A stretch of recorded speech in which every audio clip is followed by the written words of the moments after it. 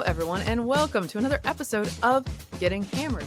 I am your host, Mary Katharine Ham, and I'm here with my co-host, Vic Mattis of the Washington Free Beacon. This is a little bit of a special episode because Vic and I were in Austin, Texas this weekend and did a live show, which we are going to play for you, but we're going to do a little preview before we get to the live show to fill out this offering for you. We don't want to fall short. We want to be up to date. We want to serve the hammerheads. The listener needs to be up to date. So we'll do a little current chit chat and current politics and then get into our live show, which was very fun. How's it going, Vic? Hello, Mary Catherine. I'm doing fine. And I feel like for my putting in my 2 cents on this show is just all about clarifications. So let me begin with several clarifications. I'm going to work my way backwards. Yesterday, I was on a Hugh Hewitt's show. Mm-hmm. And I'm normally in the office, but of course it was President's Day. So I was home. I set up my thing to do, the podcast, which is on with video. And the sun is now shining through the window. So I had to put the blinds down. And as a listener to the show immediately emailed me, like after my segment was done, is please get better lighting. And I looked at it and I couldn't, by the time I set myself up, it was too late to move locations. And it does look like one of these 60 Minutes whistleblower interviews where like I can't reveal. I'm about to tell you the truth behind Big Tobacco. And you're talking like this. Yes, with yeah, a with a different voice. I'll tell you what I saw behind the scenes. I mean, so it was not great video quality, and that won't happen again. That's the first thing. Okay. And then the other thing was a wonderful time in Austin, Texas, as they say, keep Austin weird, which is also the saying for, I believe, Santa Cruz and a bunch of other quirky left-leaning places. It's the most liberal, as you know, city in Texas. Nevertheless, it was University of Texas is great. It's huge. And went walking around the next day with my son, because we're looking at colleges anyway, and made a brief trip to the LBJ Presidential Library. Oh, cool. We could have spent, he said this himself, we could spend a whole day there. But of course, we didn't have enough time. Do they have an exhibit where you can stand in his bathroom and there's like a model of him and they play tapes of him berating his staff? Yeah, while sitting down on the John. That's a pretty good idea, Mary. That would be a great interactive display. Well, the Presidential Library, it's pretty honest because it shows you, the more than 500,000 troops that he sent to Vietnam in 1968, and then the big drop after with Nixon, of course. Yeah. It explains that the Lyndon Johnson's White House did not realize just the amount of dump Johnson fervor that was going on at the time. And then what happened was the New Hampshire primary, where he still finished ahead, but just barely ahead of Eugene McCarthy. And that was the wake-up call, like, well, if we can just barely win New Hampshire, we're pretty much toast. Yeah. And then they had to get, then it had to be the vice president, and it fell on Hubert Humphrey. And he had this great idea of campaigning on the politics of joy. So It's funny that we don't see these things happen anymore. But anyway, but I do want to say it didn't work out. No, amazingly, you would not believe what happened next. And I also want to say it was such a rough landing because of the winds back here at Dulles, but at least we didn't end up upside down. I am with you, Vic. A couple of things. One, nice Zoom backgrounds with good lighting are for people of privilege. I don't have a library. No, and what the privilege you really must have to have a nice Zoom background is a lot of square footage. So when I was, or actually you can either have kids and lots of square footage, or you can have small square footage and no kids, right? But you can't have small square footage and kids and have a nice Zoom background because all of the spaces in your house are being used for something else. Yes. They are not, they are not a little curio cabinet for our modern times, kept untouched and clean.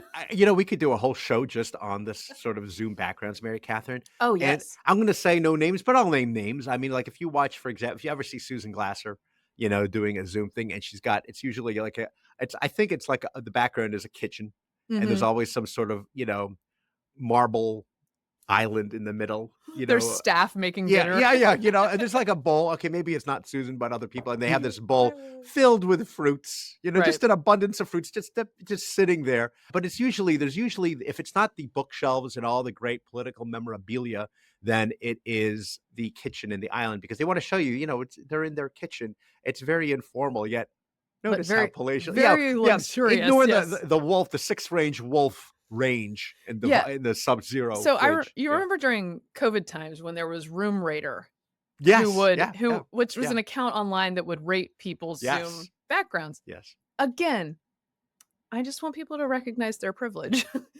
I at one point check your privilege. Yeah, I at one point wanted to did a CNN hit, and there was nothing behind me. I was just in a corner it looked like I was in a cell, because it was the only part of my house in which I could set up lights and a laptop and have space to do that. And I believe Tapper kind of like picked on me about it. And I was like, you know what? If someone comes after me for my lack of palatial library in my home, that's fine. Let them come at me, because I will explain to them that this is what normal people's houses look like. That's exactly right. Anyway, so I'm not mad about it. But anyway, that's the first thing. Go ahead. Continue. I never did get called out by Room Raiders. That's fine. If I had, I would have taken it as a badge of honor to get the first 0 of 10. Yes. That would have been it. That is a badge of honor. Also, to your point about the landing, I also had a rough one coming in from Texas. In fact, let's thank goodness for my easily distracted brain, because we were landing, and in my head, because your head just feels when you're on the ground and registers that. In my head, we were on the ground. And then a few minutes later, after I came out of my distraction from something else, I was like, we're not on the ground. Oh, you've just been going around. So I look out the window, but we took 2 passes at it. Yeah. Our pilot did not complete the first landing. And I think we must have been very close to the ground, because again, my head told me, we're here already. Yep. So my body felt being close to the ground or almost there. And then he pulled up and we did a lap and came back around. Never take for granted being on the ground. So then, and I'm not a super nervous flyer, but I am glad that I didn't register exactly what was happening, because it would have made me more nervous. Then the actual final approach, the first one when we came down seemed actually not very problematic. It didn't feel that bumpy. The second one was motion sickness inducing. The poor lady next to me. I just want to say, after 4 pregnancies, they're quite sick. I have exquisite control of that particular bodily function. You don't have to worry about me. I'm going to make it where I need to make it. Yeah. This was so bad that I did, sorry to the lady next to me, reach for the actual puke bag, because I was like, I just want to have something in case this goes badly, because you're trapped. I mean, if I were in a normal situation, I would just get up and go to the bathroom, but you're trapped. And I know this poor lady is looking at me like, oh, this could be it. That's not a good sign. Right. But I did make it out okay. You just wanted it, because it could be sudden. You don't know. Yeah. So I had a backstop, but I did not need it. And it lingers. Once you're on the ground, it lingers. You have no appetite. It's probably a good thing for me, but still. Also, it's worth noting that on top of this bad landing, I had drinks with Vic the night before. Which... You had several. Can I get into this? I don't know. 3 or can I get into details here? No, let's not do details. No, so this is the problem with Vic. Vic's like, I want another one. I want another one. I want another one. And you're just sitting there chatting, and you're like, sure, I don't have to get up out of my seat to do it. Vic's gonna handle it. I had a throbbing headache myself from several old fashions, but it's the sugar, Mary Katharine. It's not the alcohol. It was the sugar that got to me. and I mean, probably you sure, too. sure. You know what You're it is? It's my age that got to right. me. Well, Is what wait, it you is. want to share with your readers what you were drinking or no? Oh yes, I was Yeah. having French 75s. Yes, for That's my cocktail new aficionados. vice. My new vice is French 75s. They're so delicious. They're so refreshing. They come in a glass that looks classy. Like Yes. Yeah. you're It's living it up. you look I think about this from time to time. I say, you know what? Why don't I make these next time we have a party? French 75s. It requires just a little bit more work than I want to do because But you it's do like I feel like sparkling and gin yeah. and you got to do the lemon twist per the thing and a little simple syrup. I can't remember if there's simple Yes, syrup so involved. it's Oh, gin, champagne, uh-huh. lemon juice, Lemon and simple juice. syrup. Yeah. And you can't do that by pitcher. You know what I mean? I think that has to be an individual thing. I mean, at your parties, we'd drink it so fast it'd Oh, be fine. What is that's it going to true. lose Yeah, it's carbonation? not. I was going to say it is not going to reach the point where it's flat. It's going to be gone. Okay, Oh, at any rate, look, we that sort was of a fun one. segued to the news because we already talked about planes. Oh yeah,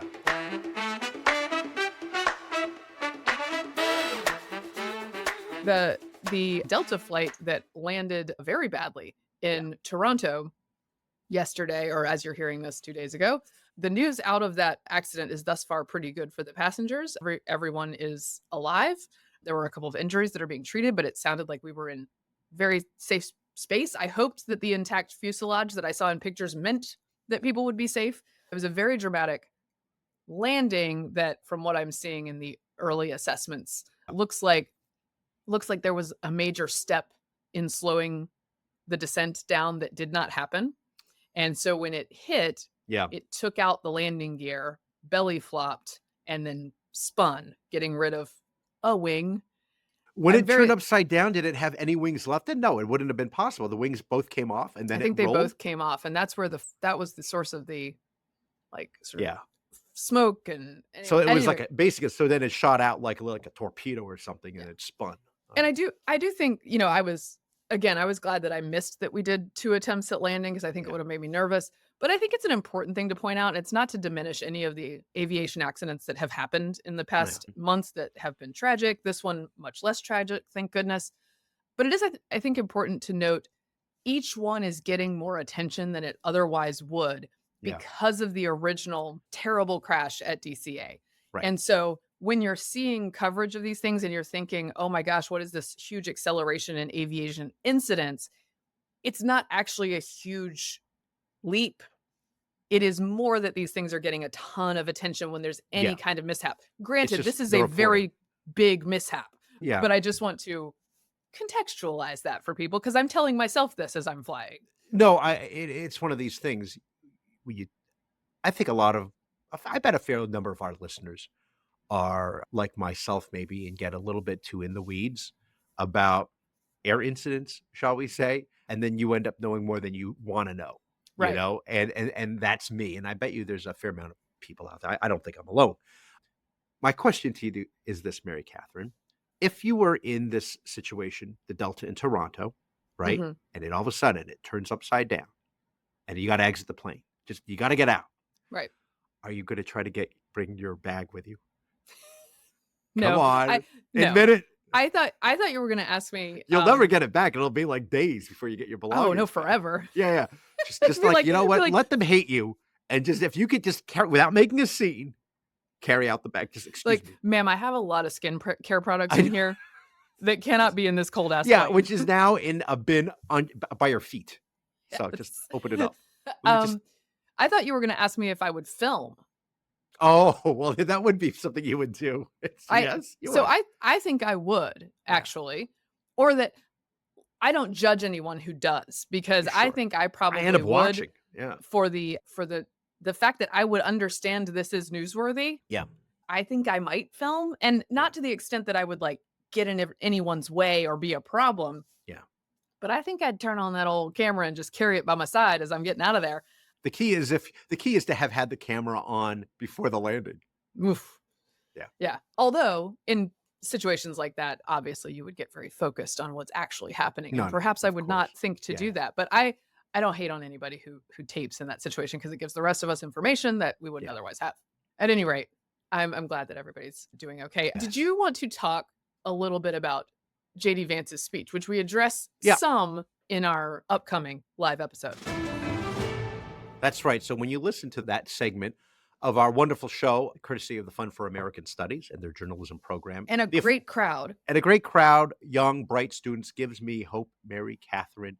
They're still bright-eyed, bushy-tailed, by the way. They have not become cynical, alcoholic journalists like us. So in any event, the J.D. Vance speech, when I talk about it, I had in my mind his really, really important and very well-written speech on artificial intelligence. Yeah. And the U.S. taking the lead. And I think that was well received in Paris, as opposed to ceding that ground, obviously, to the Chinese, which would not be good. And I think the Europeans agree with that. And then we touched a little bit on the Wehrkunde speech.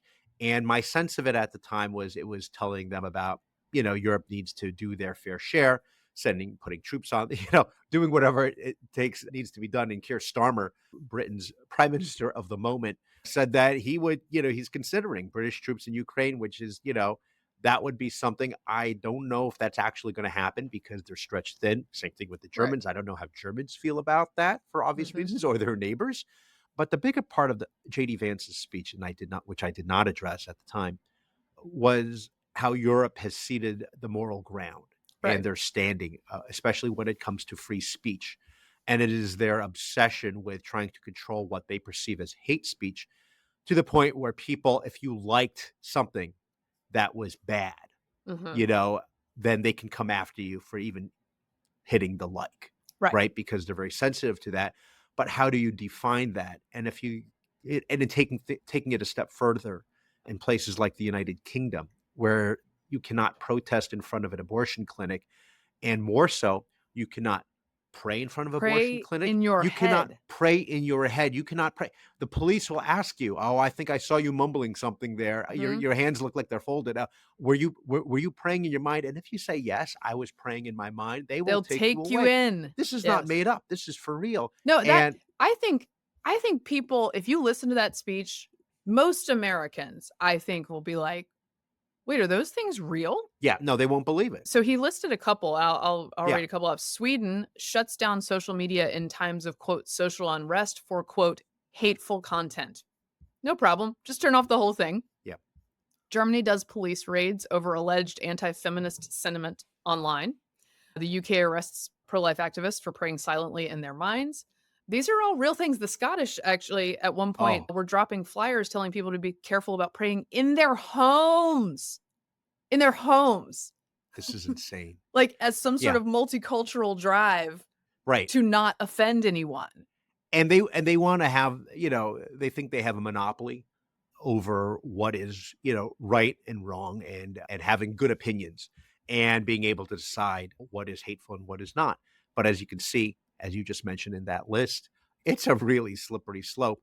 And J.D. Vance was just basically saying, you're preventing you're preventing the will of the people, and you should trust the people's opinions. Certainly look at the United States. And the more you try to sort of disenfranchise them or say your opinions don't count, or you're not even allowed to share your opinion or even think of it in a very Orwellian sense, the more the people are going to push back.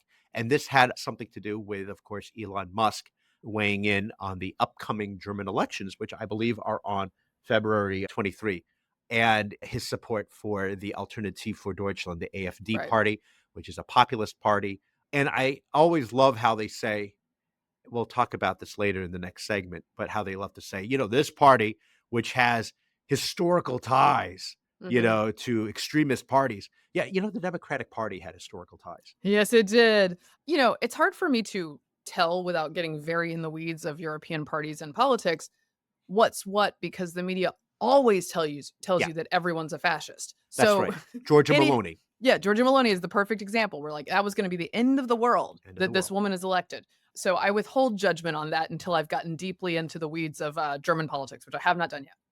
However, the German chancellor responded after this speech. Everybody was very offended that he pointed out these things that they do and alleged. How dare you? As Mary Katharine would say, how dare you? How dare you? That he would have alleged that they do these things that they actually do, and that's not standing up for free speech. So the German chancellor, Olaf Scholz, says, we should be very clear that free speech in Europe means that you are not attacking others in ways that are against legislation and laws we have in our country. So you don't have free speech. You're conceding the thing that we said. And now look, I still don't agree with it, but obviously with Germany's history, speaking of coming from some history, Oof. due to Germany's history, they have had different kinds of speech laws It's specifically about Right. Nazi-related speech. Yeah, okay? That's right. Still don't like it, don't want it in this country, but I sort of understand that. Yeah. But it illustrates how quickly the slippery slope can That's happen right. and what it leads to with leaders. Now, I can understand the Euros being upset about this because they Yeah. have a long history of not understanding the benefits of free speech. Yeah. They think they're doing the right thing. Yeah. This is the ruling class. The ruling class is very friendly to censorship. And the guy who was heading up the Munich Security Conference, in a very weird choice, if you're trying to stick up for Europe's like independence over Yes. American bullying, he cried. Yes, I saw that as well. He cried. Yeah. What is that about? Stop. He he also, I don't know if you Putin is noticed this, quaking Vic. in his boots. Yeah. I don't know if you noticed this, Vic. I don't know what he was wearing, that guy who cried. He looked Yeah. like the lost member of Color Me Bad. He Wow. was wearing Yeah. he was wearing one of those, remember the collarless tuxes that people got into in the 90s? Oh, yeah, no. They just have like a sort of a button in the middle Yes. and this straight collar with no wings on it. Like, what were we doing? Anyway, that's what he was wearing. And then he cried. Yeah. And I was like, Europe, you're kind of proving our point. But do you know who the most robust defense of this kind of speech policing came from? It wasn't actually the Euros. Okay. The most enthusiastic cheerleading for this kind of law that I saw came from CBS News on 60 Minutes. What? Yes. I implore all of you, and I know we're giving them clicks, watch the 13 minutes of 60 Minutes' investigation. It's not an investigation of German speech policing. The reporter sits down with a trio of literal speech police. They are prosecutors in Germany who do armed raids to pick up citizens for bad memes. Okay? That's who these people are. Bad thoughts. Yeah, you're putting the bad thoughts online, they will come get you. This crew rides along on a raid. Yeah. Proudly with 6 armed officers to confiscate a private citizen's phone and laptop for posting a photo that the government didn't like online. Okay? That's what they're doing. Yeah. The framing for it is so absolutely wild, Vic. Right, because they're not being they're not skeptical. No, she's smiling the whole time. Yeah, they love it. Reporters are supposed to be like investigative, and this is great, and that's the end of we're not looking into that. No, it's embarrassing. It. She is fawning. She is fawning over them. Yeah, because she wishes it was here. Because right now in this country, in the United States, Trump has this authoritarian regime that controls everybody and it bullies people into doing things. And we hate that. What we want is to control things and bully people into doing things. Exactly. So it opens with this. In the United States, imagine the 60 Minutes voice. In the United States, most of what anyone says, sends, or streams online, even if it's hate-filled or toxic, is protected as free speech under the First Amendment. Boo. But Germany is trying to bring some civility to the World Wide Web by policing it in a way most Americans could never imagine. As we saw, it often begins with a pre-dawn wake-up call from the police. That's the tone. That's the tone, Vic. Yes. And we were talking to our good friends at the Gestapo, and they had us come on for a ride along. No, it's actually incredible. She also uses a phrase that is, the prosecutors are just trying to add a small dose of German order to the unruly World Wide Web. Like if that sentence doesn't scare you as a journalist, what are you doing? Because again, they're so driven by their hatred right now of the current government in the United States, in their own country, that they're forced to take the other side. Again, no matter what it is, this is where they find themselves because they're so driven by the hate that they're on the side of really, really just a bad idea. And Well, the and I other think- thing is that, yeah. Go ahead. No, you No, go ahead. I was going to say this brings out the worst stereotypes, particularly among Germans, which is Well, I know, that, and I know you want to defend the German people, so I'm going to allow you to do that. The ideas are different. They went through denazification after 1945. You talk about this new constitution, the Grundgesetz, as they call it. And what it tells you when you see a segment like that is just, okay, like the rules are different, the laws are different, we are in different times, but the essence of the German is still the same, which is to go around policing. Well, and she's falling she's falling all over herself. This reporter, like, oh, they're really good rule followers in Germany. So like, when they say don't say stuff, they really mean it. It's like, yeah, we noticed. Yeah. Germany, we noticed that you really mean it. My absolute favorite part, maybe the most chilling part. Yeah. And we can play a clip of it. So that's the trio of prosecutors and the American reporter of CBS News. It's illegal to display Nazi symbolism, a swastika, or deny the Holocaust. That's clear. Is it a crime to insult somebody in public? Yes. Yes, it is. And it's a crime to insult them online as well? Yes. The fine could be even higher if you insult someone in the internet. Why? Because in internet, it stays there. If we are talking here face to face, you insult me, I insult you, okay, finish. But if you in the internet, if I insult you or a politician, That sticks around forever. yeah. The prosecutors explain German law also prohibits the spread of malicious gossip, violent threats, and fake quotes. If somebody posts something that's not true, and then somebody else reposts it or likes it, are they committing a crime? Yeah, in the case of reposting, it is a crime as well, because the reader can't distinguish whether you just invented this or just reposted it. That's the same for us. The punishment for breaking hate speech laws can include jail time for repeat offenders. But in most cases, a judge levies a stiff fine and sometimes keeps their devices. How do people react when you take their phones from them? They are shocked. It's a kind of punishment if you lose your smartphone. It's even worse than the fine you have to pay. Because your whole life is typically on your phone now. Giggling over the fact that people are surprised, even in Germany, that the police can come take their phones from them for saying things. Yeah. But Mary Katharine. She's smiling, Vic. She's smiling in the clip. It cuts to her and she smiles and laughs. Again, it's their fantasy of what they want here. That's the first thing. And the second thing is, what you're underestimating, Mary Katharine, is that the effectiveness of this law, because when they go after these people for clicking likes or having these sort of thoughts and they share a meme online, after they raid their homes and take their things away, those people end up loving the government. And they become more trustful. There's by the way, I want to be clear also, in this entire 13-minute segment, they interview no one with a dissenting point of view. No, of course, that's not how it works. They do not interview. There is a German Civil Liberties Union. They don't interview them. There are plenty of Americans, free speech advocates, who you could have on to say like, okay, well, here's the downsides of throwing people in jail for memes. You could interview someone who has been zealously prosecuted by the state. Yeah, a victim. A victim of this. Nope, none of that.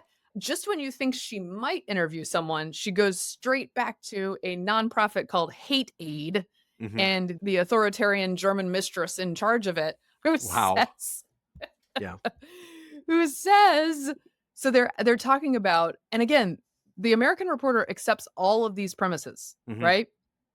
The woman from the nonprofit is like, so first she asks her, yeah, well, what would you say to those people who think that maybe this is kind of like the surveillance from 80 years ago? And she's like, that is no surveillance. Yes, there is. First of all, you learn that in the piece. And then she says, the reporter says, well, I guess your concern is that if people are allowed to, wantonly insult people, that people might disengage from the conversation. And this person says in her German accent, already half of the internet users in Germany are afraid to express their political opinion and rarely participate in debates online anymore. Gee, I wonder why, Helga. Yeah, why are they scared? Does she say that as a good thing or as a bad thing? Well, is that your metric? Because it seems like it's like that's where you're going. Again, CBS reporter is like, And lastly, I'll just finish with this. She does ask one critical question at the end. You think she's getting to it. You're like, okay, she's finally going to be like, hey, aren't there downsides to this? And this is her question. You know, you're doing all this work. You're doing investigations. You're finding people, sometimes putting them in jail. Does it make a difference if it's a world wide web and there's just a lot of hate out there? The question is, can you prosecute more? Yeah, and you know, how can we use extradition? That's what they want. But that's one of the things they want. That's what Elon Musk is fighting. Yeah. Oh, they love to do that for him. I am blown away. And by the way, Vic, you and I have said, because I do genuinely care about First Amendment issues, and you and I have said several times on the show that, like, kicking the AP out of its spot on the plane or in the briefing room over viewpoints is not a thing that you should do, right? We stick up for that. I have not seen one mainstream media person say that, like, hey, this isn't a great look for CBS News. Now, I could be wrong. There could be one out there. Brian Stelter's newsletter didn't cover it. And then we had Margaret Brennan piling on with a question to Marco Rubio. We'll play that one real quick. Well, he was standing in a country where free speech was weaponized to conduct a genocide. And he met with the head of a political party that has far-right views and some historic ties to extreme groups. The context of that was changing the tone of it. And you know that the censorship was specifically about the right. No, I have to disagree with you. Free speech was not used to conduct a genocide. The genocide was conducted by an authoritarian Nazi regime that happened to also be genocidal because they hated Jews and they hated minorities and they hated those that they had a list of people they hated, but primarily the Jews. There was no free speech in Nazi Germany. There was none. There was also no opposition in Nazi Germany. They were a sole and only party that governed that country. So that's not an accurate reflection of history. You thought that was going to be the dumbest thing you heard from CBS News that day, but it wasn't. No, but they're on message. You got to give them that. That they're sort of working in tandem. And pro-German hate speech laws. Yeah, no, but Brennan has a way of saying these things as matter of fact, not that, you know, some say, some claim. No, this is how it happened. And again, kudos to Marco Rubio for keeping a straight face, even for keeping a straight face and say, I got to disagree with you, and say that's not how the Holocaust happened. Yeah, right. That's not how that was happened. Sort of a top-down operation, you know, beginning with Mein Kampf and implementing that. And there was no free speech in Germany. I know even when we say we're going to go short, we can't go short. But I have a lot of thoughts. I have a lot of thoughts about this. Okay. First of all, this stuff is so ignorant. Yeah. Both of the women in these here? Segments, the 60 Minutes one, I have to look up her name. I think it's Sharon something. They're both my contemporaries. These are people who came through American universities before we abandoned the idea of free speech. In fact, they would have learned. Yeah. Margaret Brennan went to UVA. Do you think there's some readings by TJ she could have done on free speech? Yeah. Yet not covered, apparently. And then I think you're right, Vic. They're all reverse engineering. Yep. Which is I don't like people to say things that I don't like. Those people all depend on the argument that free speech is good. Mm-hmm. So people who like free speech are Nazis or it will inevitably lead to Nazism and genocide. Therefore, free speech is bad. Right. Right. They flip-flop depending on who's in power. Is what's happening. Well, and here's my question. If this is your idea of what should happen, right? This reporter is like, this seems awesome. She's standing in front of a rack of files on private citizens' speech with this like balding, bespectacled bureaucrat who's explaining like, we have 3,500 cases a year. Like, we're really nailing these people. Yeah. And she's acting like they're at a pet shelter talking about how many dogs they've placed. No, she's like, right. This is amazing. So just hear me out. How does this work if this is your vision?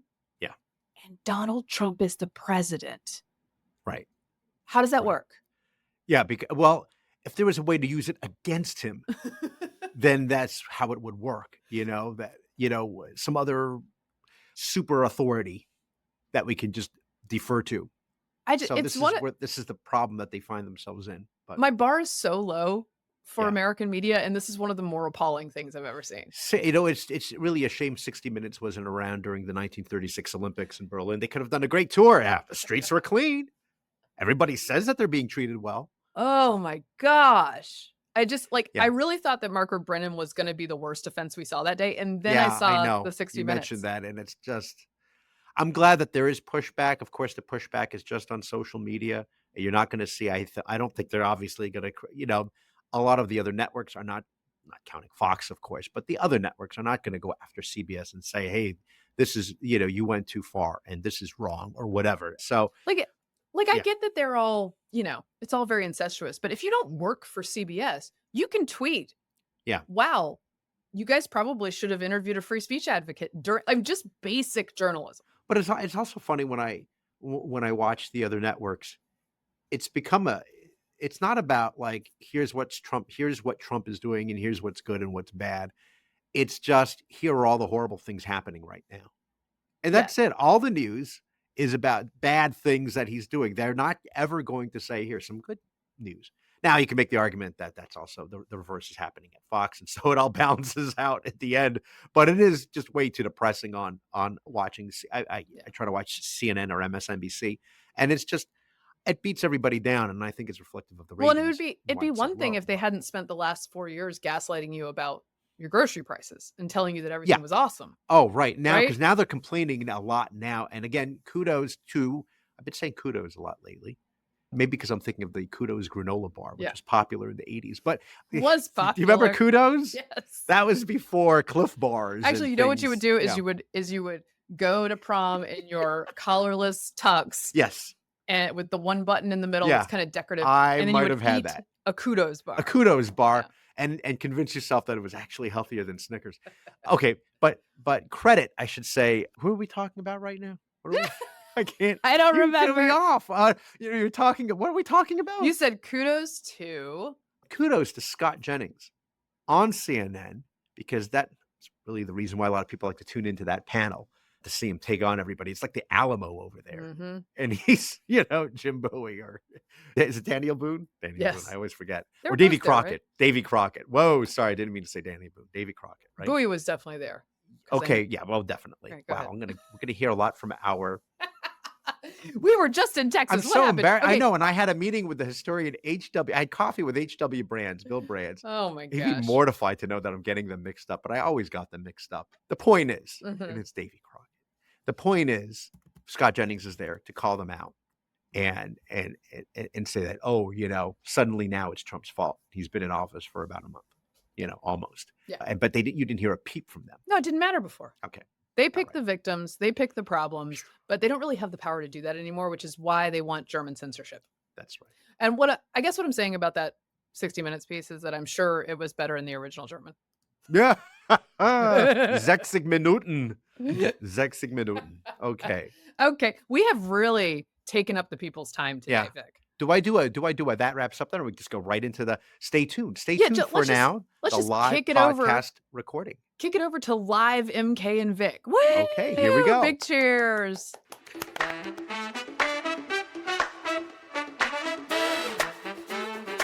We thank you for listening to us on this occasion in Austin, Texas, where the weather is so much better than where we came from, even though it took us 19 hours to get here.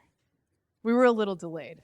It was a sad thing. You know what, Vic, before we came here, on the plane, I watched a movie on the You had a offering. screen on your chair? Because I did not. No, I had a laptop. Oh, Vic. okay, yeah. It's like you can carry those with you on the plane. Okay, Yeah. I wouldn't know about that. Okay, so what did you watch? I took out my laptop and I watched On the Offerings Saturday Night, which is a dramatization of the first ever Saturday Night Live episode in 1975, far before certainly my time and all of Why do y'all's. I remember that? Yeah. But it did give me some tips for how you get ready for a live event. Okay. You have to have many drinks. Yes. You have to have your audience have several drinks. Yes. That makes it easier.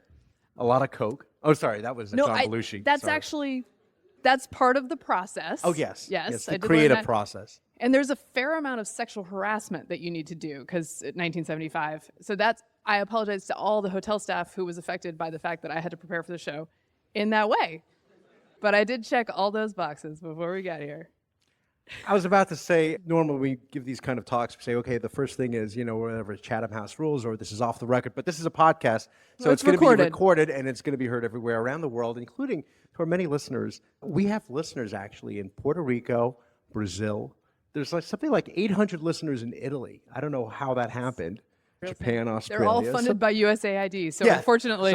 it comes to an end soon. Yes, but that's a nice way to prepare Mary Katharine. That was quite a delay in getting here to Austin.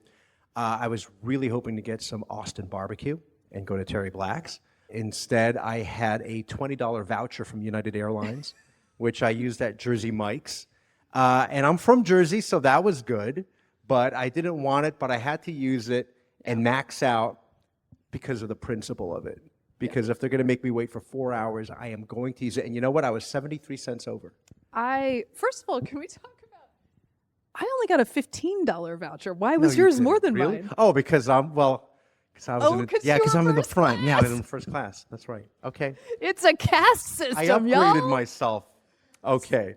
Yes, I do want to say it's great to be here, by the way, and courtesy of Ryan Wolf and the Fund for American Studies Student Journalism Association Conference.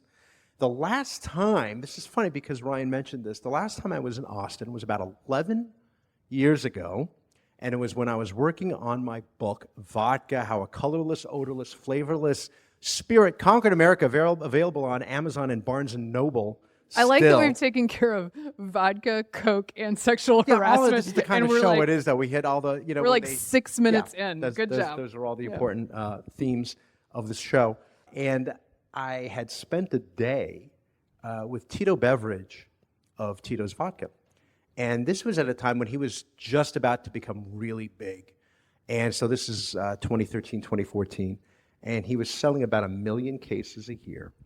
And today, he is selling more than 12 million cases. He's like the largest brand of vodka, I think, in America. Also, similarly, okay, so when I did that interview of him working on this book, I was a senior editor. Mm-hmm. And today I'm arts and culture editor. So meteoric rise, paralleled meteoric rise. That is correct. Mary Katharine, how are you? And is this your first time to Austin? This is not my first time to Austin. I like Austin a lot. I like any town where you can get a lot of live music. And I feel like Austin is a good place for that. Also the barbecue, also In-N-Out, which is good. So I'll make a visit there at some point. So no, this is I've made many trips to Austin, actually, and I'm very glad to be back.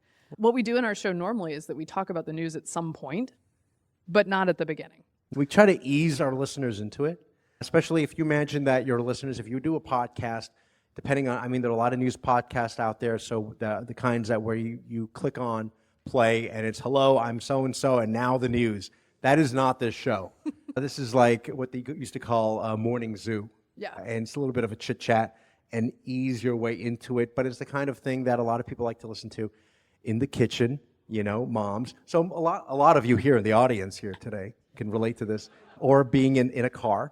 And folding your laundry. That's right. The key is always finding a show where you want to talk with the listener, not to the listener. Oh, that's very nice. So what's going on in your life before we get to the... No, that was it. That's it? That's all you got? That was it. Jersey Mike sub.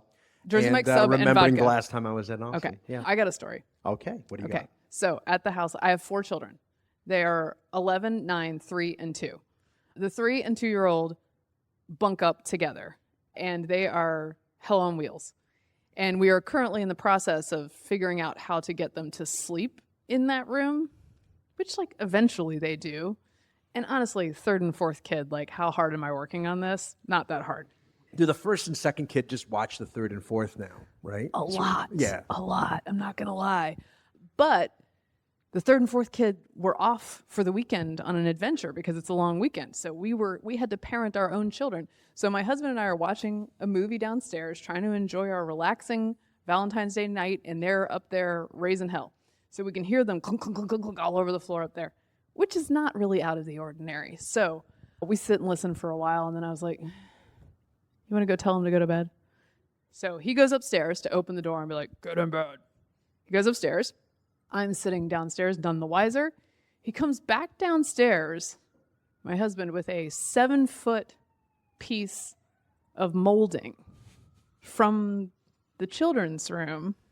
And I'm like, what happened, sweetie? And he informs me that our son has removed this molding from the wall with his bare hands, with the nails still in it, and he found him trying to take it from the top bunk down to the bottom bunk when he came into the room. Now listen, some of you might think, why is your 2-year-old in a top bunk? That's a fair question. 4th child. Let me emphasize. The first child, you're like, oh, you can actually read 2 or 3 stories to. By the time that I'll just read, you'll learn on your own. We toss them in there and shut the door. Yeah, and then eventually find them with the molding that they've fashioned into a medieval mace to hit each other with. So luckily we did catch them before the molding became a weapon. And my husband brought it downstairs and told them to go to sleep. We did, even though it's the 3rd and 4th child, check the molding to make sure that all the nails were still in it. And that there were no missing, unaccounted for nails. And then I put it on Twitter. Because this is usually what happens is you'll find a missing nail and they'll use it later to shiv somebody. This is what will happen. Yes. My husband does call it in the morning when they wake up and have their pillow fights and dismantle everything. He calls it their prison riot every morning. No, it's like in Breaking Bad when like the whole plate, they discover there's a missing piece of the plate. Yeah. Squid Game 2, Trouble the fork is in coming. Squid Game 2. Trouble is coming. They can't be trusted. And you have to imagine, Mary Kath, she downplays this. Her husband is G.I. Joe. He is actually he's like a V, so very much like myself. And so a very powerful figure, so you can imagine how he figures into the kids' lives. You would think when the kids see him open the door that they would scared. be like, "Oh, let us get in bed." I get scared when Steve comes in. No. Okay. No, they're very brave. They're very brave. All right. So that's what's going on in my life. Good. Shall we move on to the news? Let's do it. All right.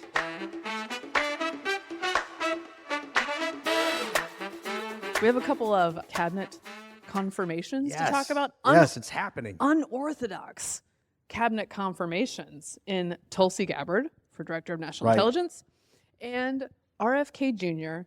to Health and Human Services. They're all coming in. Dunzo. Yeah. Both of them. RFK. I have the whole list here, actually. Ready? Okay, go ahead. It's RFK, Tulsi. You didn't know this because this just happened today. Edward Snowden and Matt Gaetz. And Matt Gaetz is in. So.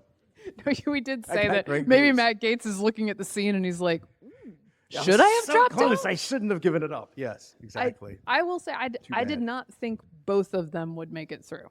No, I mean, it's the power of Trump and locking in certain senators, but senators who happen to be up for re-election in 2026.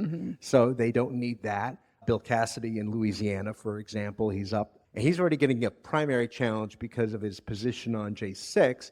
But the last thing he needed was to then go against RFK and then bring on more. So there's a little bit of that going on. But Trump pulled it off. Is Kash Patel still languishing somewhere? Yeah, as of this recording. Okay. Yeah. We'll figure that out Almost. later. I'm sure. I bet he gets in. I think he seemed the most likely of the three to make it through when we were talking about it when they were going through confirmation. Now the two less likely have made it through, so I can't imagine that he would not. No, we were absolutely sure Tulsi was not going to. We thought one person, but you still think the nominee for Secretary of Labor is in trouble. Yes, I do. I actually think she might be in trouble. That is, what is her name? Is Lori Chavez de Remer. DeRemer. I don't know how you say Yeah. it. I'm not supposed to know how to say it. A friend to unions. Yes. Yes. So she's very friendly to unions. I do think that there's a possibility where she stirs the old traditional conservative battle lines, right? Everybody mans the stations in the old ways, and everyone's like, wait, we don't like unions. Let's do something about this. And gets mad at her. And then they get the call from Trump and they, oh, never mind. But the question is Trump that committed to her? I don't know. Yeah, we don't know. Okay. How hot is she? Because what did Sean O'Brien, this is a favor to Sean O'Brien of the Teamsters, because he promised that he wasn't going to endorse the Democrats, and he spoke at the Republican National Convention. Not that he endorsed the Republicans, but his thing is, you're lucky I didn't endorse No, the this is what I'm Democrats, saying. so This is what I'm saying. I think get her in. it's a bad deal okay. because I think Sean O'Brien needs Trump more than Trump needs Sean O'Brien, because Sean O'Brien's rank and file has moved toward Trump, and Sean O'Brien has to be like, "Oh, I'm totally on your side," not the other way around. We'll see. So we'll see what happens. Anybody else that I missed? No. Doug Burgum's out there doing like 10 jobs, No, he's and I'm doing so great here work. for Chris it. Wright's doing great work. Everybody is out there, and then the rest of them are in Europe right now, meaning Vance and Hegseth. Oh, can we? I know we didn't put this on the list, but we should have. Okay. What did you think of the J.D. Vance speech? This happens from time to time on the show where she goes off script and will throw me something that I'm not prepared for. And you're asking me about J.D. Vance's script, a speech on AI or at Verkunde?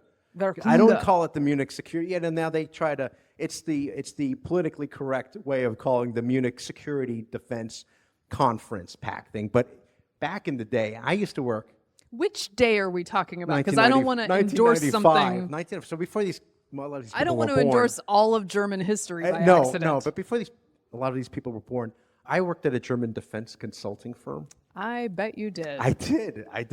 I don't really get into those details. This is before the standard. I bet you don't. Yeah.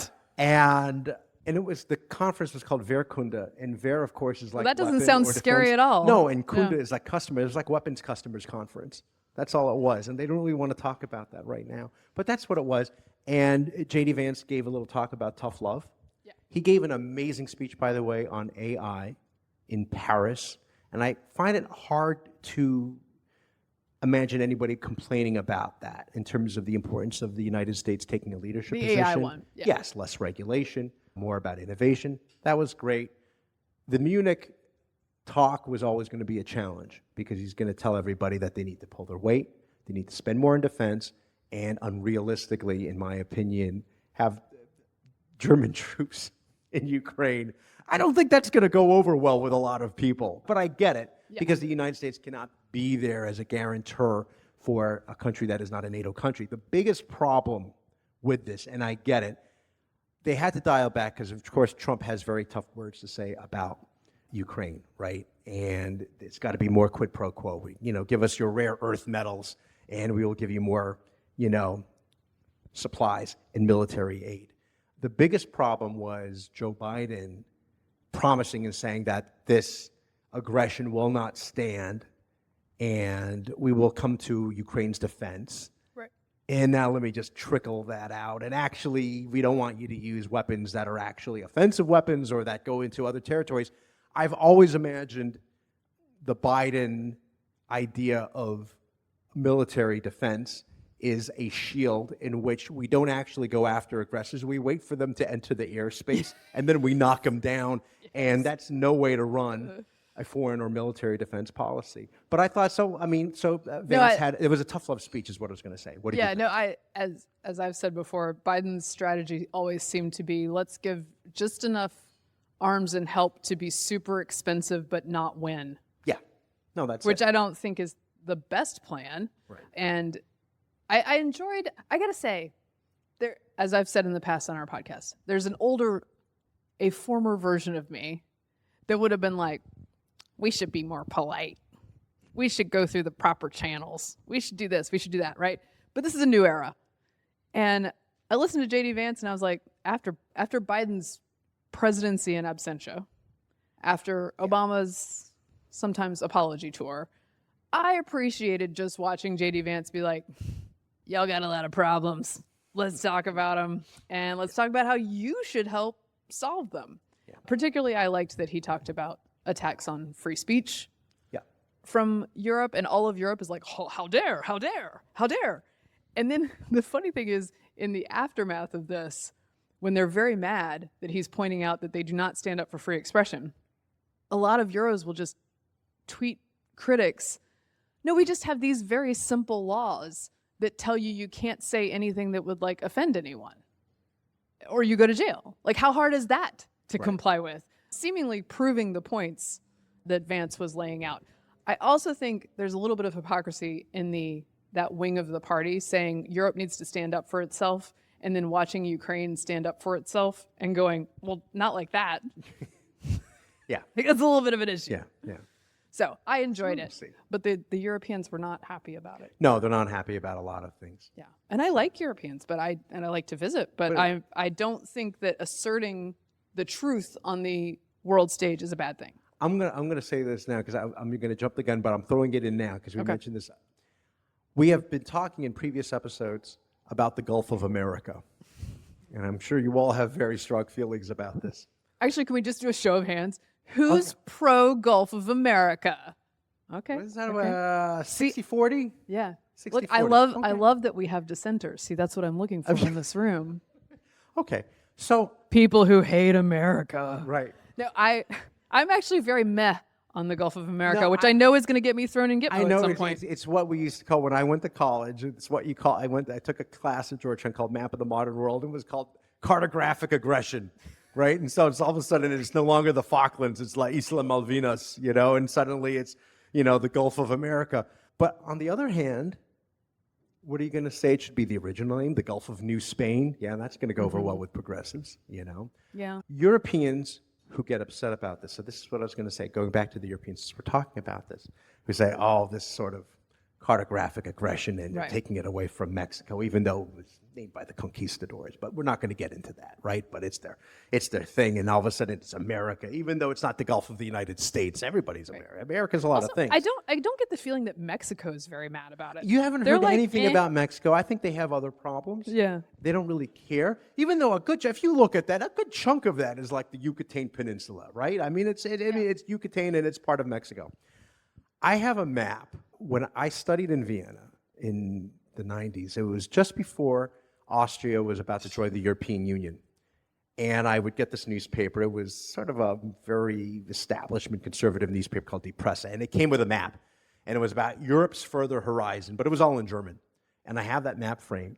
And in the map, you see where Austria is in Germany. And it's all the names in German, which, of course, because it's German. That said, a lot of the cities' names, so like Bratislava on this map Right. is actually called Pressburg, which is a name from the Austro-Hungarian Empire. Wrocław, which is in Poland, it's called Breslau. It hasn't been called that since 1945. And nobody seems to care about that. It's just a different name of the thing. So all of a sudden they're like, have this, they're going through this anguish over the Gulf of America. All I'm saying is spare me. Although I think it's unnecessary, but This is a very sophisticated argument for the Gulf of America. I went deep in there. I know. I don't think Trump knew that. I think but- Trump's just like America. Yeah. Yeah. I'm not sure that probably he true. went into that to that degree. All right, I'm done now. I'm not talking about Gulf of America anymore. It's okay. It's okay. I support your need to talk about it. All right. I'm just sort of like, all the maps already say this. Do we need to change it? It's on Google Maps now. So And then there you go. while J.D. Vance is talking about free speech in Europe, which he is correct to do, and his message is right and righteous, the White House is like, Associated Press, you cannot do your normal functions on Air Force One or in the Oval Office or sometimes in the press briefing or traveling with us because you will not use the terminology Gulf of America. Yeah. So this is a problem, as you guys know, because you're smart and you care about free speech. Yes, it is a privilege to be in the Oval Office or on Air Force One as a press person. The AP does not have a giant well of goodwill. However, if you just admit to everybody that you're doing viewpoint discrimination, it becomes a First Amendment issue. Yeah. So then you leave me having to stick up for the Associated Press Yeah. about the Gulf of America.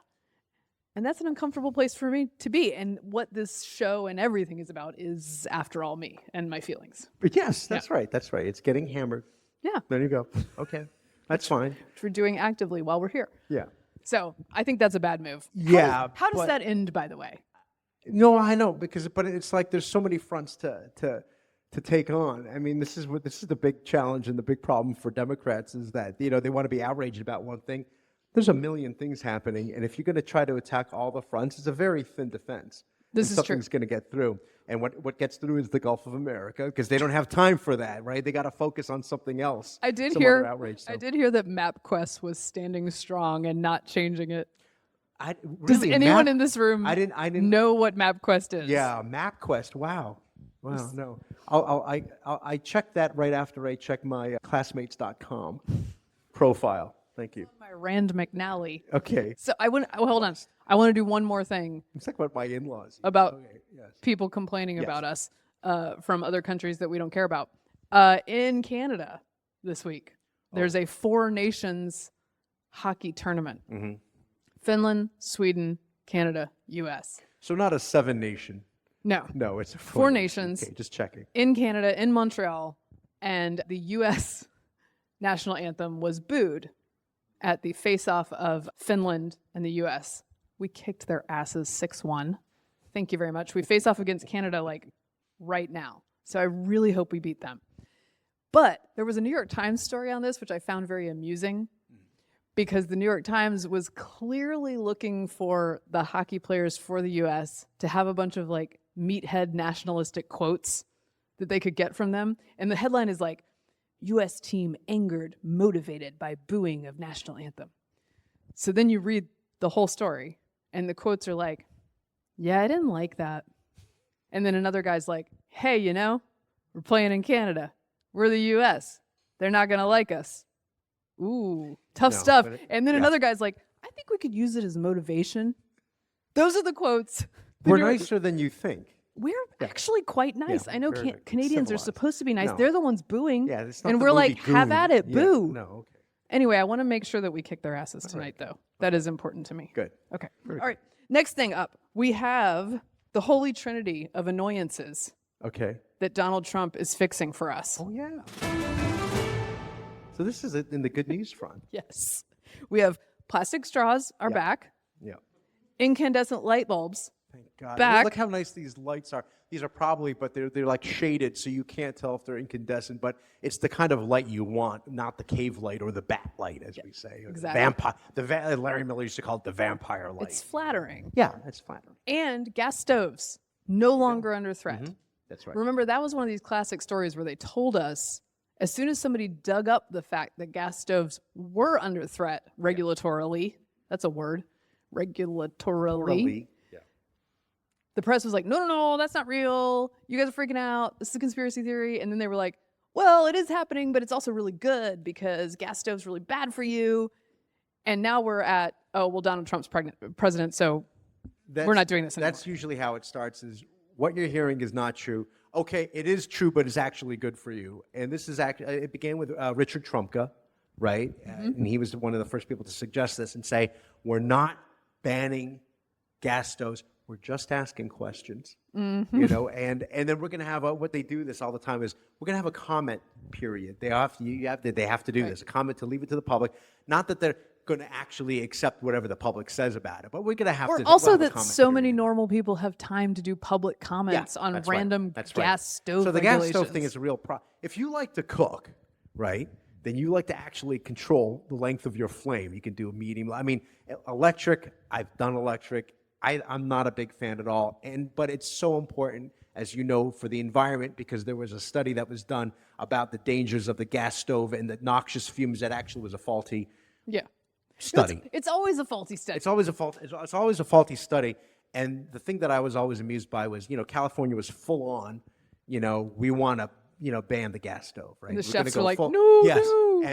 And so everybody was like, oh, okay, well, if they're all on board, it's great. And, you know, Jose Andres, who is the chef who's saving the world, as you know, Jose, I met Jose when I do my food writing, you know, and it's just saving the world. And I'm so glad you do it with the accent. I have kind of a French accent. And funny enough, he had carved out an exception in California for his restaurant so that he could still have the gas stove. But everybody else has got to be electric. How nice So, for him. yeah.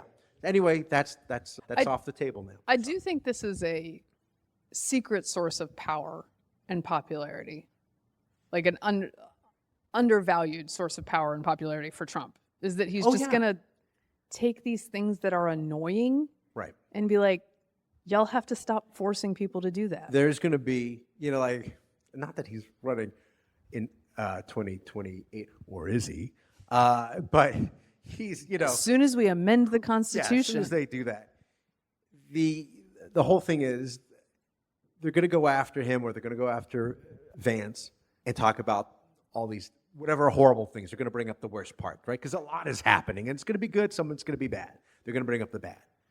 all he has to do, all Trump has to do, all Vance has to do is tell him, like, yeah, you know, it wasn't perfect. We made some mistakes along the way, but plastic straws and gas stoves and the light bulbs. Okay, the light bulbs started with George W. Bush, by the way, and then it reached its a point with- disappointment. Yeah. They should walk around like every redneck dude I went to high school with a straw in their mouths, just like dangling when they Is that talk. a toothpick? Yeah, not the toothpick. Both. Right, There yeah. were both at my high school. Yeah. But I think it would be very on brand, and it would Yeah, communicate. to remind people about that. But it was but these are And things it's that more actually comfortable than a light matter to bulb, people. so- Okay, so you talk about big things. What is he concerned about? Immigration, right? And illegal immigration and bringing crime down related to that. Okay, great. He's working on that. And then the second thing is cutting government waste. Great. He's doing that. You know, the USAID, the idea that Democrats had is, oh my gosh, people are going to be so upset when they find out that we're not giving millions of dollars to other countries. Actually, they're not that upset because there's a lot of problems in this country. And then the final thing is the nanny state, the straws, the stoves. You do that, I mean, Well, it gives also- you a lot of mileage, is all I'm saying. Our friends on the left have decided that the way they're going to mobilize Yeah. is to do a nationwide protest and organizing of public sector unions Yeah. for government waste. Yeah. So I think that's a strategic misstep. Yeah. But I'm not going to tell them that, and they do not listen to this podcast. So they're going to continue to go out as government employees and protest on a Tuesday afternoon because they don't have to work. How many people here have heard the public employees singing the song about Elon Musk and fighting him till dawn to dusk? Has anyone heard it? These poor young people probably don't have to do what we do all the time and listen to lefty protesters sing songs. Yeah, count yourself lucky is what I'm going to say, because it's really quite a chant, and it sort of speaks volumes about the situation that they're in, which is they don't know how to grapple with this problem. Well, and this is what I have to come to grips with as a person who is often not aligned with Donald Trump and his beliefs or tactics, is that on major issues like something like getting to the bottom of a USAID or adjusting the way or streamlining the way that we do government spending, I have to be like, I don't think this would have happened without him. I don't think this would have happened without him and Elon teaming up to go through this. And there is a significant political risk, as we keep saying, to moving fast and breaking things in case you break the wrong thing. Right. And It's people get mad about it, right? The Chesterton fence fear, right? Which is there's a reason that fence was there for a reason. You might not. But you didn't know what it was. Yeah, beware. You're going to take it out. You're going to find out. But However, I again, don't think a lot of federal workers are that fence No. in the analogy. No, they don't. So, but just wait. We'll see. but I have to acknowledge, I don't think that happens. I don't think any reevaluation happens unless you have someone there who is willing to break stuff. He kept on saying, so as he was running for president, Donald Trump, that he was going to be the most consequential president of our lifetime. and things like Consequential that. is a good word. And it's true. He was. He's turned everything on his head. I mean, we would never see anything like this, including the Kennedy Center. Oh, we just never yes. thought that would happen, where they would just, What is over the America? Kennedy Center. What is America if not a country that should have Donald Trump as its cultural head of state? That's right. You know? So you'd see, you know what? I can't wait for Cats and Phantom of the Opera and, all his favorite You musicals. said he's into opera. He loves opera. No, he loves like Puccini. He had opera during the, the convention and such. He likes opera and Kid Rock. Did you have, we had, and Opera and Kid Rock all year and at Lee the Greenwood, Kennedy Center. And Lee Greenwood. So the concern, of course, was, oh my gosh, they got rid of all these people on the Kennedy Center board. These people, and they replaced them with, all of his cronies, right? And it sounds on the surface of it like, oh my gosh, that's The probably, arts will surely that's die. The arts, right? You're like, who was on that board? Maybe it was like Tom Hanks was on that board or something. No, they were all Biden cronies on that board. So it was Karine Jean-Pierre, Stephanie Cutter, Mike Donnellan, who was Joe Biden's henchman for decades. It's a plum assignment. So you're not. What will the losing. arts do without these people? Without these people. So you're not losing that much, is what I'm saying. Okay. Mayor Eric Adams. Yes, we must talk about this. This is a big thing. I don't know how much time we have left before we go to Q&A. But No, we're I good. think we're good. We're good. Okay. We must talk about this. Yes. Because there are so many things happening. And sometimes It's a little complicated. Sometimes it's hard to evaluate all of them, even though it's my 24/7 job. So I sympathize with everyone else who is trying to keep up. The deal with the Eric Adams partnership, shall we call it Yeah, that? and it's Tom, uncommon bedfellows. Eric Adams is the quite unpopular mayor of New York City. Eric Adams is under indictment for some kind of corruption that largely involves working with the Turkish government Yeah, and getting bribery scheme. but the bribes came, I do want to be clear about this because it seems like a little thin to me. The bribes came mostly in upgrades to first class on Turkish Airlines. In some cases, just business class too. Oh man. Okay, go ahead. I have thoughts, but you go He first, was Mary. he was Kath. literally just getting free Cheez-Its. Yeah. He did not have to pay for any of those Well, and Cheez-Its. the worst part was, it's like, okay, I got this flight from New York to Chicago, but it has to connect through Istanbul.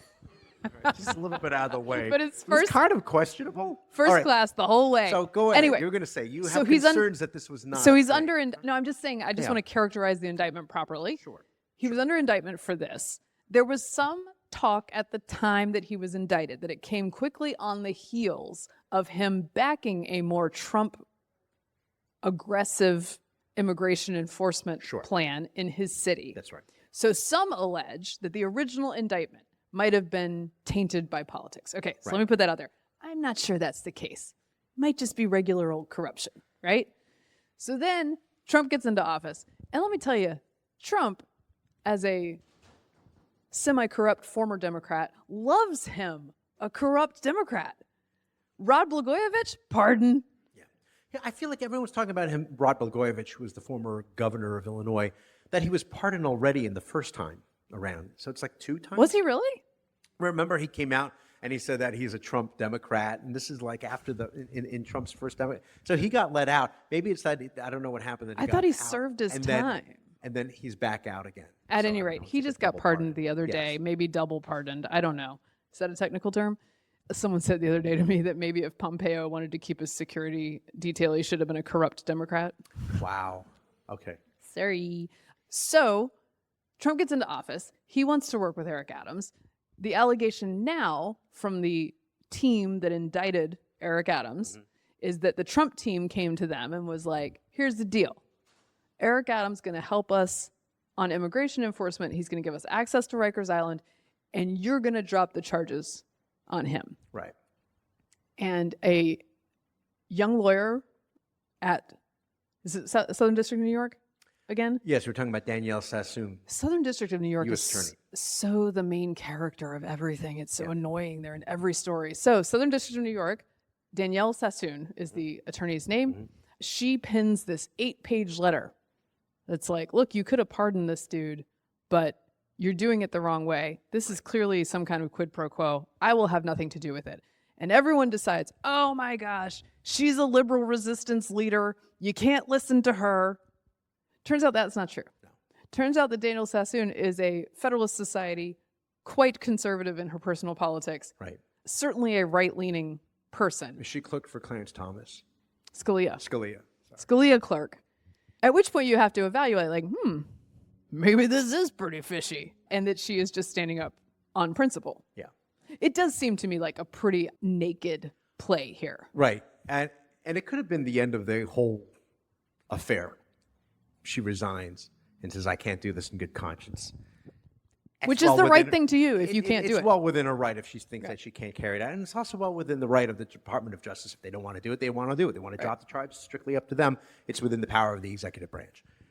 That said, then the acting Deputy Attorney General, Emil Bove, then writes the scathing rebuke to the resignation saying, how dare you? And then says that you must do this because, we're in this situation where we want him to cooperate regarding the migrants, the illegal migrants, and also making a comparison to Biden's deal of exchanging the weapons dealer Victor Bout for the WNBA player Brittany Griner.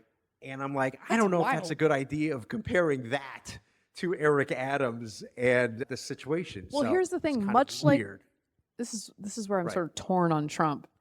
Much like with the banning the AP over the Gulf of America, you're just saying you're doing the thing you're not allowed to do, and you're putting it in writing. So they say, no, we need to have Eric Adams over a barrel so that he'll cooperate with us. That's why we can't pardon him. But they If we actually pardon said him, that. like they basically just Said say that. No. Now Yeah. here's my thing.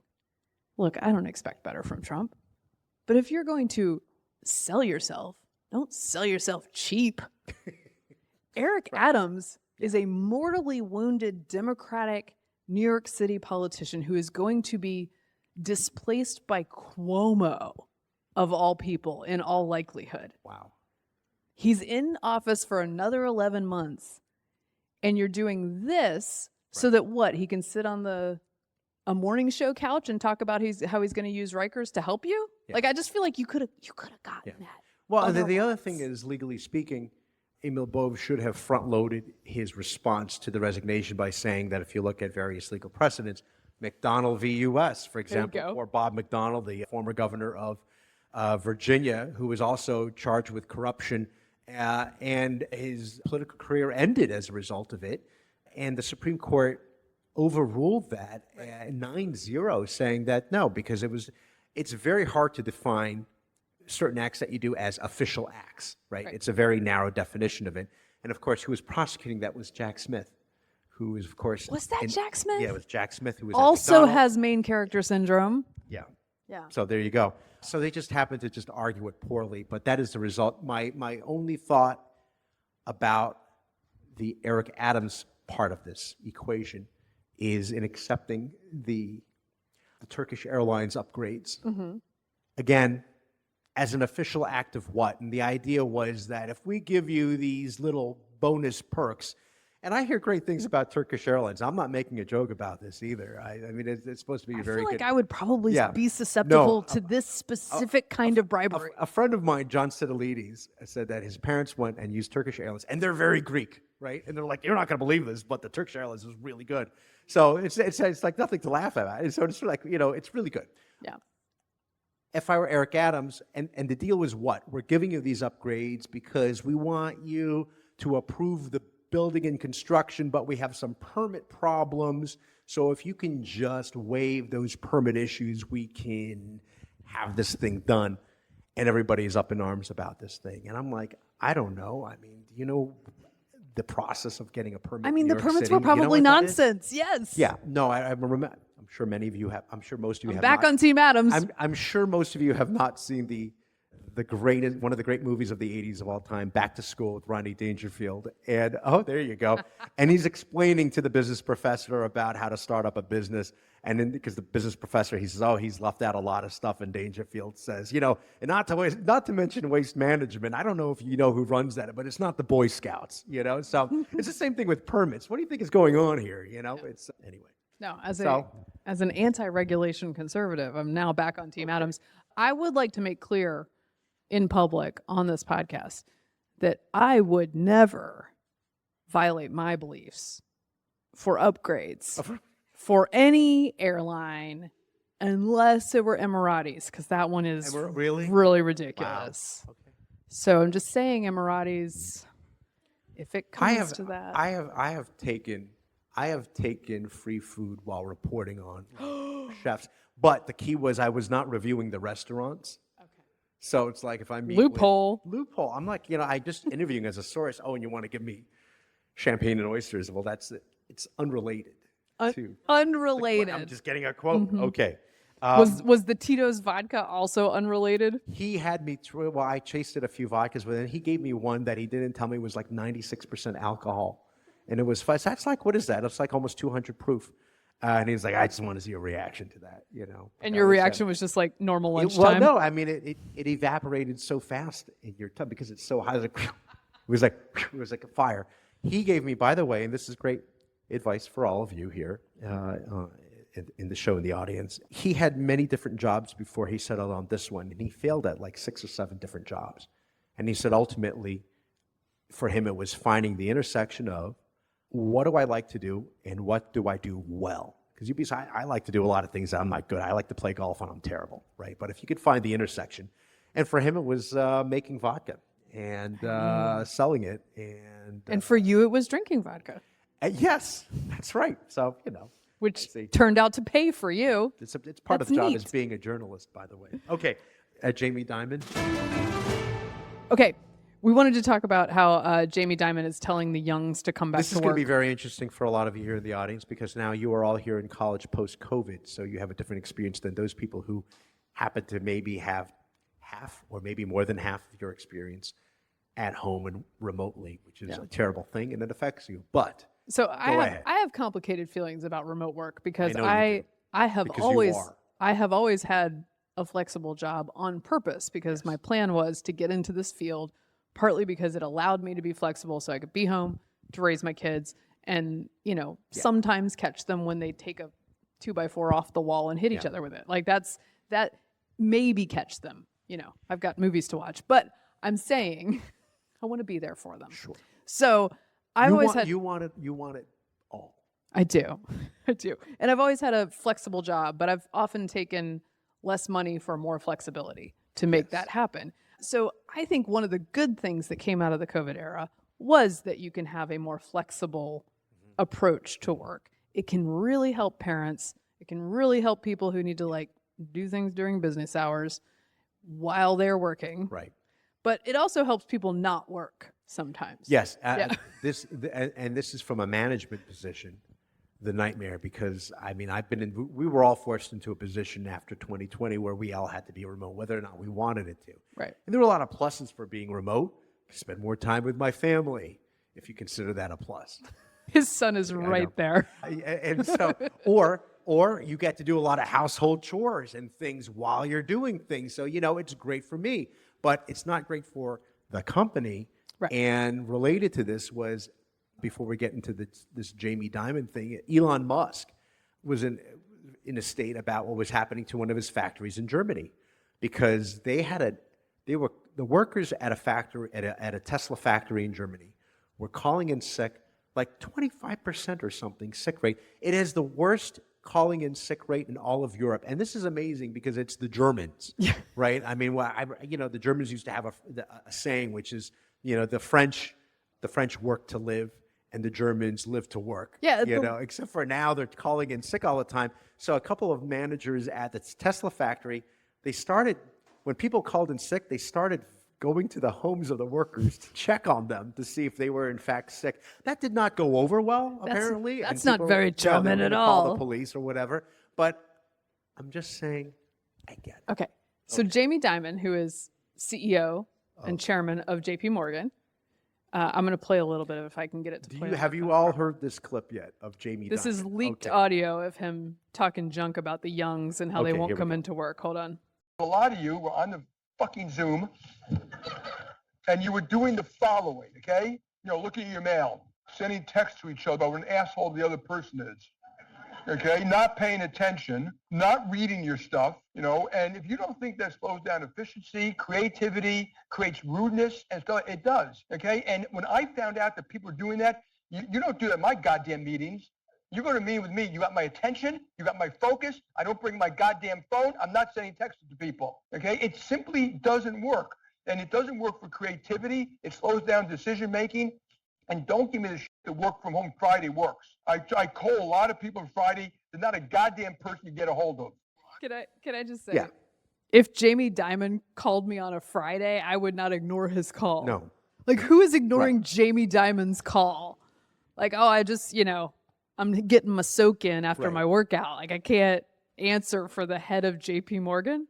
He tells it like it is, and I know a lot of people might not want to hear that because it's very much tough. And he goes on to say, "Look, I'm so here for this old dude energy." Yeah, old dude energy. And also, look, and he says, if you don't want to work for me, that's fine. You can walk. This is not personal. I don't hate you. Don't hate me. He says he's pro freedom. He says, you want another job somewhere else where you don't have to work at the office? Fine, go get that job. That's fine with me. It leads to bad habits.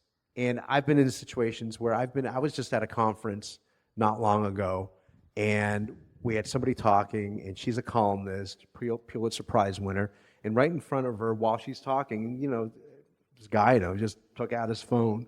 He's just like not tuning out in front, like not even subtle anymore, because sometimes you kind of hide it like this. But unless he's checking the Canada USA score, that is very rude. Okay. Yeah. He shouldn't do that. I'm all for it. I have to be careful about this because my phone etiquette is not great sometimes. I am a little too addicted to the point that I bought myself an actual device that bricks my phone so that I actually do my work.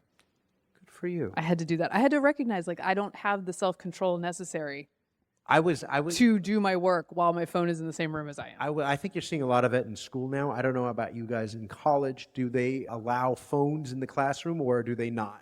They're not. And yeah, phones are allowed in the class. Can you look at your phone while you're in class if they're giving a lecture? Wow. See, the fact that these people are here, though, means that they have self-control that I do not have. All right. That because they're very accomplished. Yeah.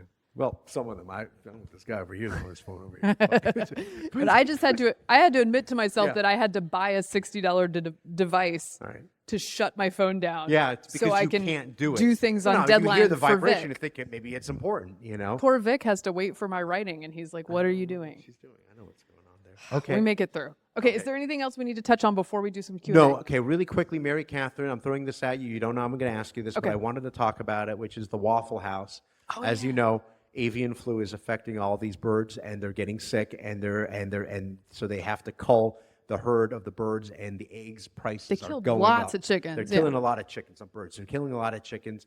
They haven't taken my advice about how to mitigate the avian flu, which is 6 feet distance from the chickens. It's not working yet. And little masks, very little masks, but they can do it. I don't know why they haven't done that yet. Tiny little beak There's masks. Does it bother you that if you went to a Waffle, and you're from North Carolina, does it bother you if you go to a Waffle House that they now tell you there's a 50-cent surcharge per egg? Look, I've been bothered since Waffle House got rid of its smoking section, okay? So we'd have to turn the clock back a little bit. No, look, they're being transparent about what's actually happening in the economy. So I appreciate that when businesses do that. Do I want to pay 50 cents extra for a Waffle House egg? I'm not sure. I'll probably stick with hash browns. This is what I'm saying. It bothers me a lot because I go in there. I'm not paying $6 for my omelet. That's right. I need a dozen eggs. That's right. A dozen eggs. Okay. I think that's all for this particular Did you know that Waffle House does a Valentine's Day special? Which I somewhat surprisingly What is the special? and off-brand have never done. What is the special, dare I ask?